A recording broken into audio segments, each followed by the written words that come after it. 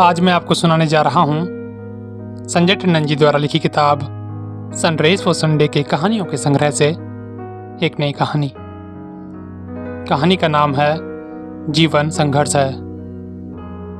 जीवन में संघर्ष स्वाभाविक है, इन्हें ईश्वर पर छोड़ देना चाहिए। एक बार एक व्यक्ति को तितली का एक अंडा दिखाई दिया।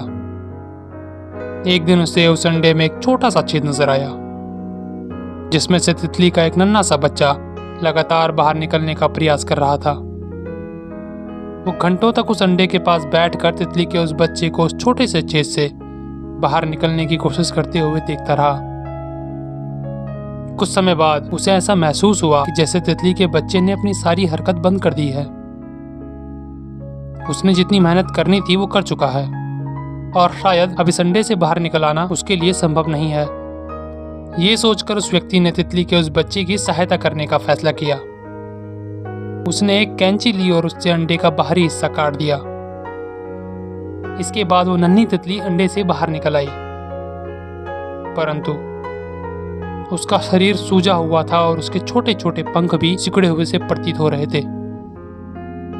उस व्यक्ति ने इस उम्मीद के साथ तितली के उस बच्चे पर नजर गड़ाए रखी कि जल्द ही उसके पंख बड़े हो जाएंगे और उसके शरीर को सहारा देंगे और फिर समय आने पर वो उड़ने लगेगी।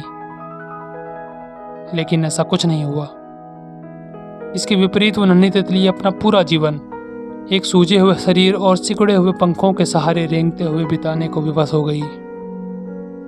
वो फिर कभी उड़ नहीं पाई। अपनी अंधी भावना और उतावलेपन के वशीभूत होकर वो व्यक्ति ये भी नहीं समझ पाया कि अंडे के उस तंग छेद से बाहर निकलने के लिए तितली के उस बच्चे द्वारा किए जाने वाला संघर्ष ही भगवान का उसके पंखों में ताकत भरने का वो उपाय था, जिसके द्वारा अंडे से बाहर निकलते ही वो उड़ने में सफल हो सकती थी। वास्तव में कभी कभी जीवन में संघर्ष करना बहुत आवश्यक हो जाता है। यदि ईश्वर हमें संघर्ष या बाधा रहित जीवन जीने की स्वीकृति दे देते तो संभवतः आज हम सभी अपंग हो चुके होते। ऐसी स्थिति में आज हम जितने मजबूत और सशक्त हैं, शायद हम उतने मजबूत नहीं होते।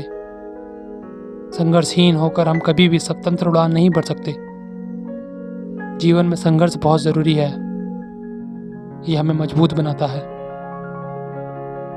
उम्मीद करता हूं कि आपको ये कहानी पसंद आई होगी और आपको इस कहानी से कुछ सीखने को मिला होगा। और यदि आपको ये कहानी पसंद आई है तो इसे लाइक करें, कमेंट करें और मुझे बताएं कि आपको ये कहानी कैसी लगी। सब्सक्राइब करें ताकि मैं आपके लिए इस प्रकार की कविता, कहानियाँ, किस्से लाता रहूं।